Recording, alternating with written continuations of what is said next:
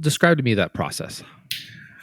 It's hard because so many years have gone by. But like I said, even if I use the same kind of example I did before, I think I did something like, yeah.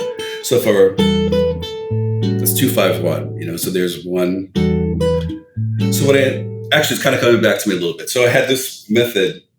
What I would do is I would think to myself, okay, this is an E minor 7 chord. The melody note is A, which is the 11th of the chord. It's kind of a weird example to start with. I should have picked a regular chord tone, like a root or a third. But in any case, I recognize that note is most likely going to replace the third of the chord, just because of its proximity. Like Joe Pass would always do. This move right here where it's separating or replacing the third right there.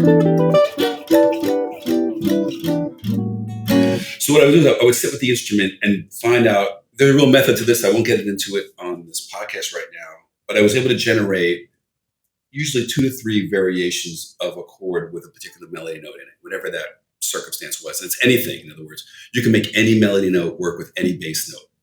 You might have to change the functions of the chords in order to do this, but you can always find one. And those are the kind of things that I would practice. So it just happens to be like here, for instance, I have this, the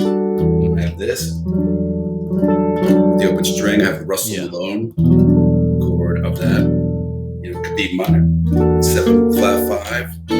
So you get this thing where that becomes immediate. I can immediately recognize pretty much in any key what a melody tone is in relation to a chord, and then have access to everything I just played for you a moment ago. So even on a tune that I don't have a written out arrangement that I spent time working on, I could still convincingly just play the tune. People would think that, it was a worked out arrangement just because of access to what I'm speaking about now. Again, it's just really just keep on using this phrase, getting your hands dirty, kind of practicing, just really working very, very hard at it. And then, just beginning to just create arrangements on standard tunes for gigs and things like that, to the point now where, listen, I'm being honest with you, I probably could only play 2 or 3 of them right now correctly, like the way I'd composed them. Because as you pointed out, I'm not out playing gigs. I'm not out on the road doing concerts. I'm sitting here in this bedroom, that I used to record all my video lessons. So, but if I knew I had a concert coming up, I would just go back and pick a few and work them up. But as I said to you, even if I was at an event and someone said, "Hey, Barry, why don't you play a tune?"